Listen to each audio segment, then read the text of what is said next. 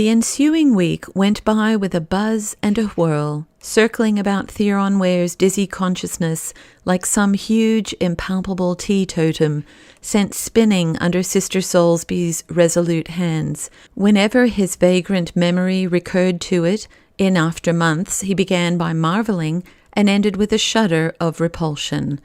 It was a week crowded with events which seemed to him to shoot past so swiftly that, in effect, they came all of a heap.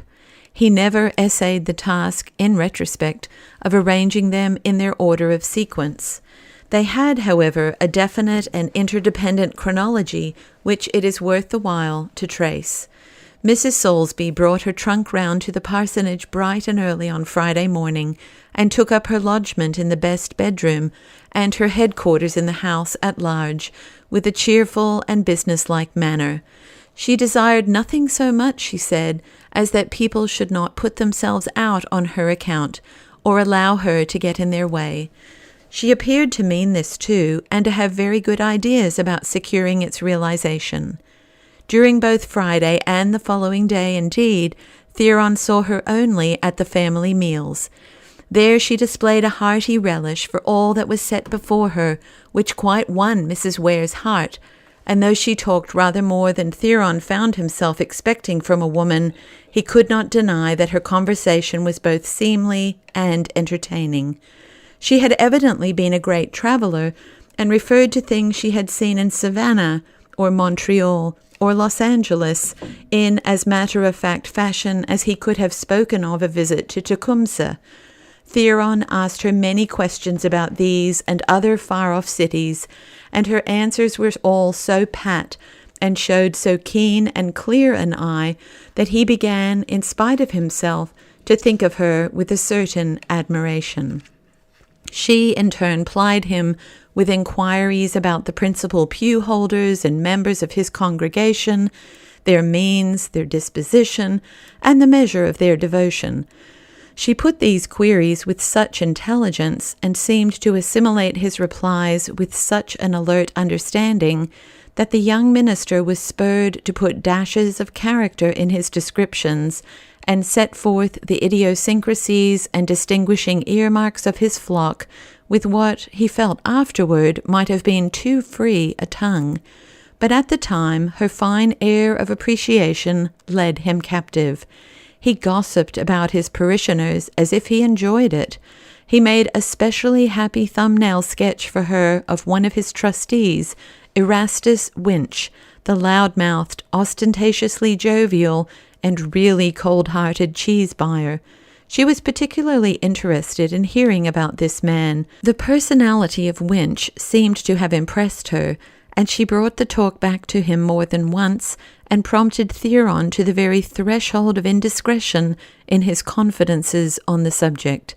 Save at meal-times, Sister Soulsby spent the 2 days out around among the Methodists of Octavius.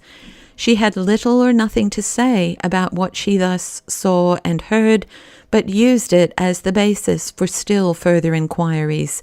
She told more than once, however, of how she had been pressed here or there to stay to dinner or supper, and how she had excused herself. "I've knocked about too much," she would explain to the Wares, "not to fight shy of random country cooking. When I find such a born cook as you are, well, I know when I'm well off."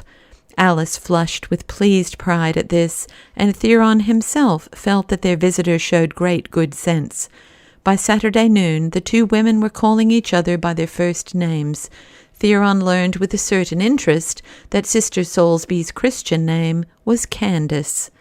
It was only natural that he should give even more thought to her than to her quaint and unfamiliar old Ethiopian name.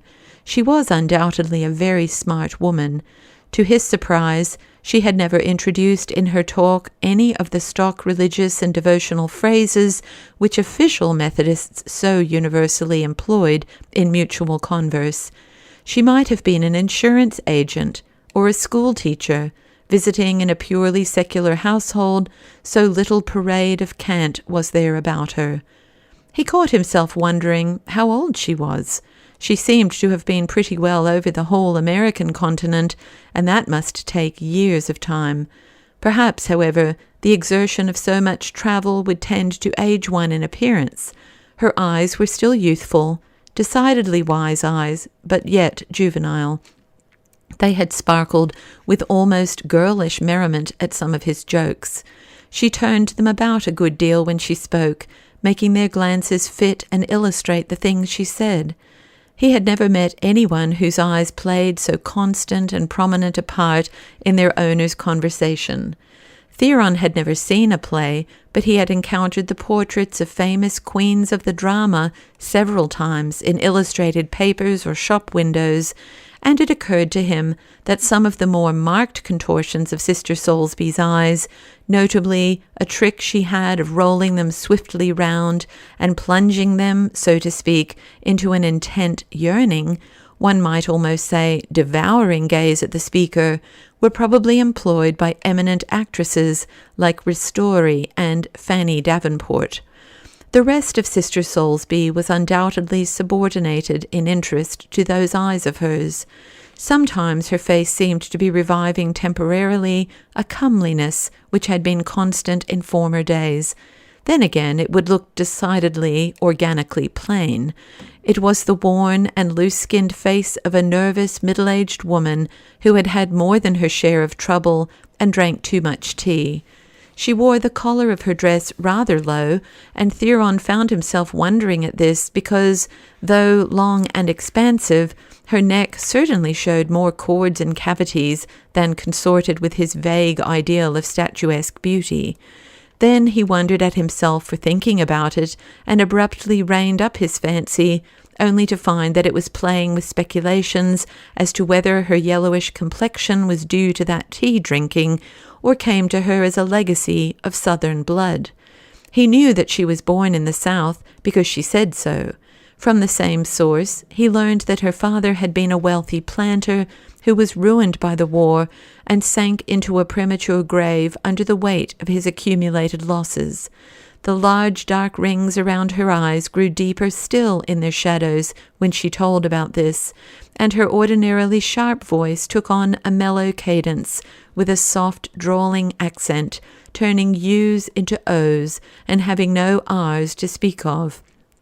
Theron had imbibed somewhere in early days the conviction that the South was the land of romance, of cavaliers and gallants and black eyes flashing behind mantillas and outspread fans, and somehow when Sister Soulsby used this intonation, she suggested all these things.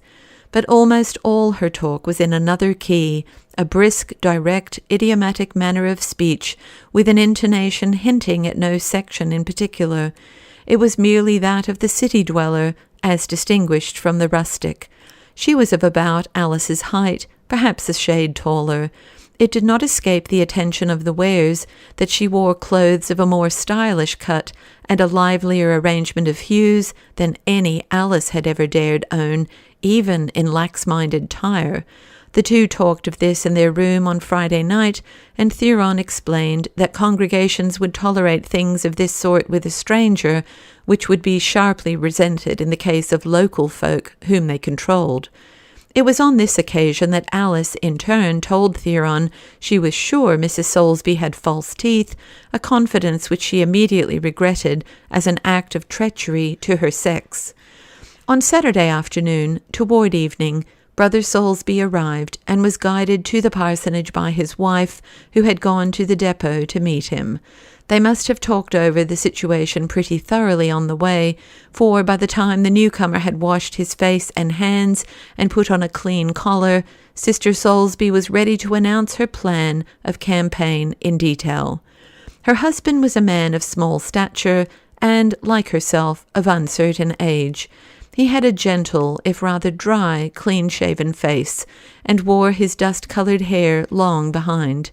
His little figure was clad in black clothes of a distinctively clerical fashion, and he had a white neckcloth neatly tied under his collar. The Wares noted that he looked clean and amiable rather than intellectually or spiritually powerful as he took the vacant seat between theirs and joined them in concentrating attention upon Mrs. Soulsby. This lady, holding herself erect and alert on the edge of the low, big easy chair, had the air of presiding over a meeting. "My idea is," she began, with an easy implication that no one else's idea was needed, "that your quarterly conference, when it meets on Monday, must be adjourned to Tuesday.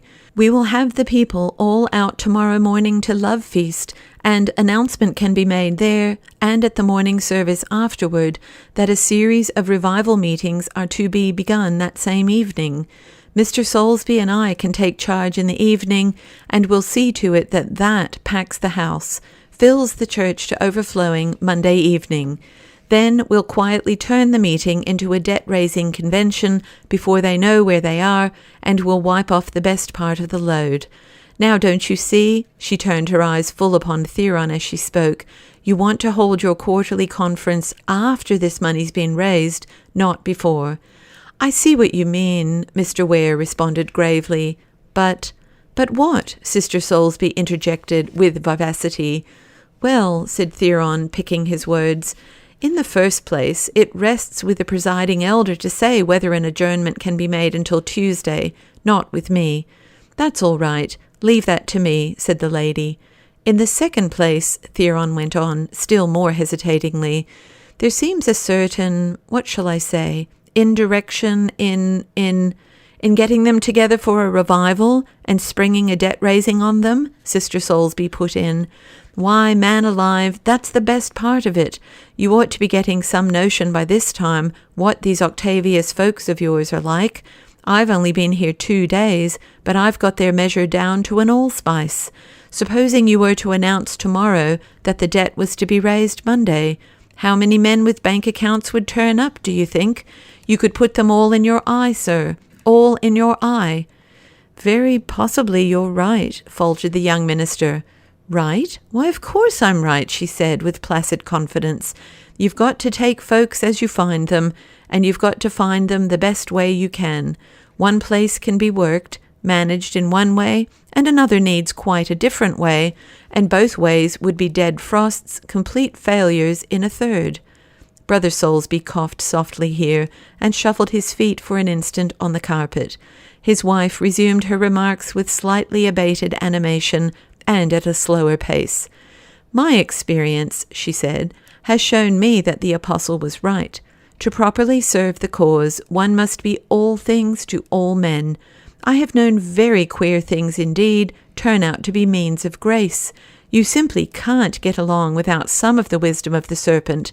We are commanded to have it, for that matter. And now, speaking of that, do you know when the presiding elder arrives in town today, and where he is going to eat supper and sleep?" Theron shook his head. "All I know, he isn't likely to come here," he said, and added sadly, "I'm afraid he's not an admirer of mine." "Perhaps that's not all his fault," commented Sister Soulsby. "I'll tell you something. He came in on the same train as my husband, and that old trusty Pierce of yours was waiting for him with his buggy, and I saw like a flash what was in the wind, and the minute the train stopped, I caught the presiding elder and invited him in your name to come right here and stay, told him you and Alice were just set on his coming, wouldn't take no for an answer. Of course he couldn't come. I knew well enough he had promised old Pierce, but we got in our invitation anyway, and it won't do you any harm. Now, that's what I call having some gumption, wisdom of the serpent, and so on." "I'm sure," remarked Alice, "I should have been mortified to death if he had come. We lost the extension leaf to our table in moving, and 4 is all it'll seat decently." Sister Soulsby smiled winningly into the wife's honest face. "Don't you see, dear," she explained patiently, "I only asked him because I knew he couldn't come. A little butter goes a long way if it's only intelligently warmed." "It was certainly very ingenious of you," Theron began, almost stiffly. Then he yielded to the humanities, and with a kindling smile added, "And it was as kind could be. I'm afraid you're wrong about its doing me any good, but I can see how well you meant it, and I'm grateful." "We could have sneaked in the kitchen table, perhaps, while he was out in the garden, and put on the extra long tablecloth," interjected Alice musingly. Sister Soulsby smiled again at Sister Ware, but without any words this time, and Alice on the instant rose, with the remark that she must be going out to see about supper. "I'm going to insist on coming out to help you," Mrs. Soulsby declared, "as soon as I've talked over one little matter with your husband. Oh, yes, you must let me this time. I insist." As the kitchen door closed behind Mrs. Ware, a swift and apparently significant glance shot its way across from Sister Soulsby's roving, eloquent eyes to the calmer and smaller grey orbs of her husband. He rose to his feet, made some little explanation about being a gardener himself, and, desiring to inspect more closely some rhododendrons he had noticed in the garden, and forthwith moved decorously out by the other door into the front hall. They heard his footsteps on the gravel beneath the window before Mrs. Soulsby spoke again. "You're right about the presiding elder, and you're wrong," she said. "He isn't what one might call precisely in love with you. Oh, I know the story, how you got into debt at Tyre, and he stepped in and insisted on your being denied Tecumseh and sent here instead." "He was responsible for that then, was he?" broke in Theron with contracted brows. "Why, don't you make any effort to find out anything at all?" she asked, pertly enough, but with such obvious good nature that he could not but have pleasure in her speech. "Why, of course he did it. Who else did you suppose?" "Well," said the young minister despondently, "if he's as much against me as all that, I might as well hang up my fiddle and go home." Sister Soulsby gave a little involuntary groan of impatience. She bent forward and, lifting her eyes, rolled them at him in a curve of downward motion, which suggested to his fancy the image of two eagles in a concerted pounce upon a lamb. "My friend," she began with a new note of impressiveness in her voice, "if you'll pardon my saying it, you haven't got the spunk of a mouse. If you're going to lie down and let everybody trample over you just as they please, you're right. You might as well go home. But now here, this is what I wanted to say to you. Do you just keep your hands off these next few days and leave this whole thing to me. I'll pull it into shipshape for you. No, wait a minute. Don't interrupt now. I have taken a liking to you. You've got brains and you've got human nature in you and heart. What you lack is sabe, common sense. You'll get that too in time, and meanwhile I'm not going to stand by and see you cut up and fed to the dogs for want of it.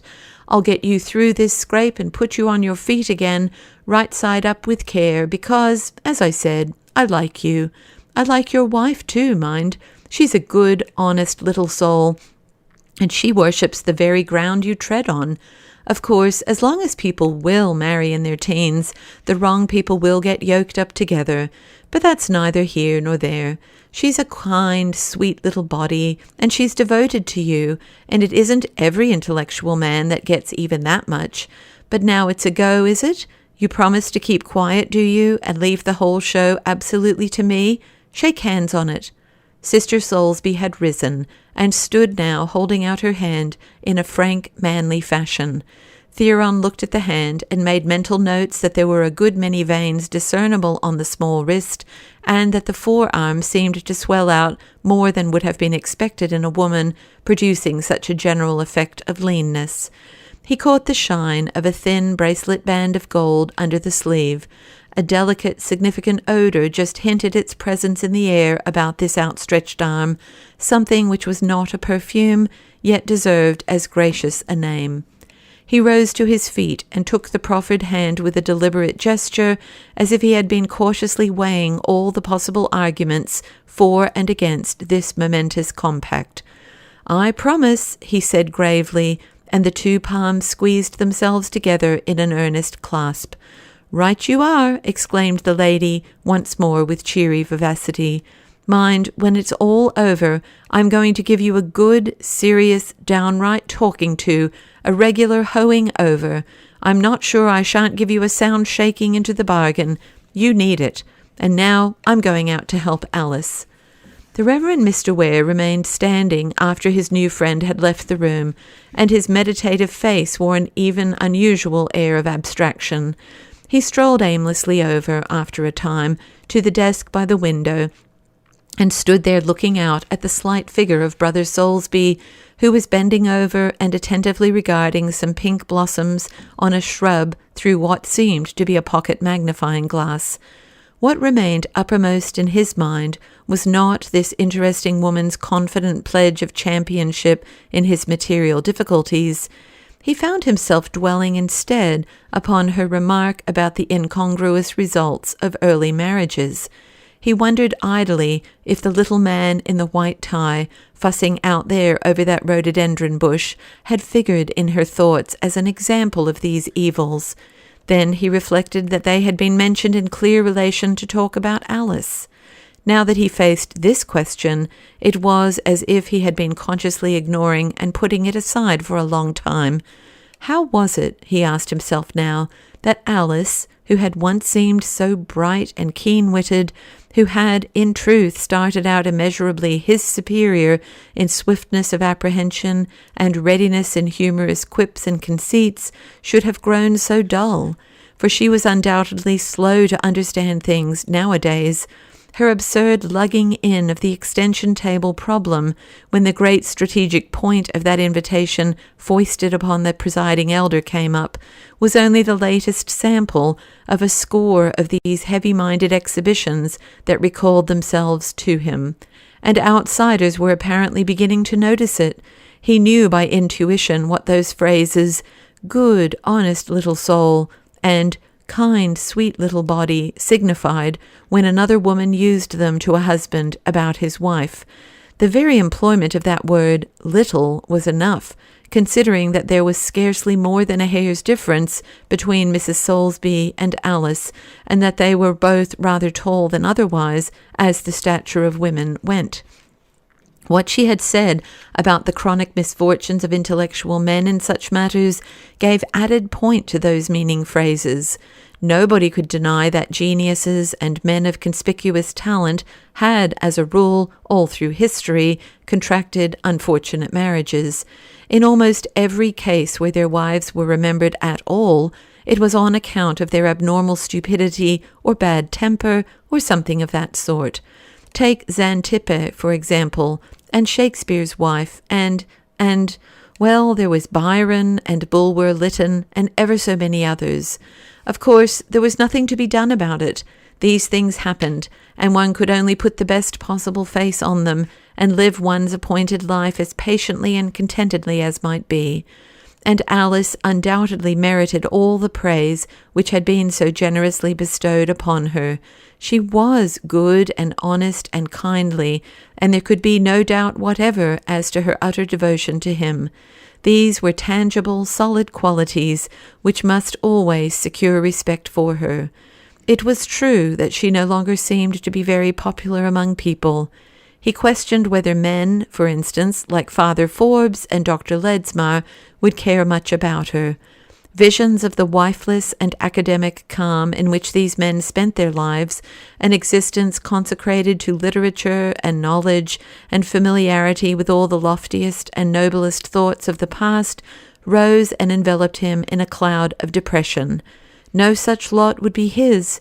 He must labor along among ignorant and spiteful, narrow-minded people to the end of his days, pocketing their insults and fawning upon the harsh hands of jealous non-entities who happened to be his official masters, just to keep a roof over his head, or rather Alice's. He must sacrifice everything to this, his ambitions, his passionate desires to do real good in the world on a large scale, his mental freedom, yes, even his chance of having truly elevating intellectual friendships. For it was plain enough that the men whose friendship would be of genuine and stimulating profit to him would not like her. Now that he thought of it, she seemed latterly to make no friends at all. Suddenly, as he watched in a blank sort of way Brother Soulsby take out a penknife and lop an offending twig from a rose bush against the fence, something occurred to him. There was a curious exception to that rule of Alice's isolation. She had made at least one friend. Levi Gorringe seemed to like her extremely. As if his mind had been a camera, Theron snapped a shutter down upon this odd, unbidden idea and turned away from the window. The sounds of an active, almost strenuous conversation in female voices came from the kitchen. Theron opened the door noiselessly and put in his head, conscious of something furtive in his intention. "You must drain every drop of water off the spinach, mind, before you put it over, or else—" It was Sister Soulsby's sharp and penetrating tones which came to him. Theron closed the door again and surrendered himself once more to the circling whirl of his thoughts.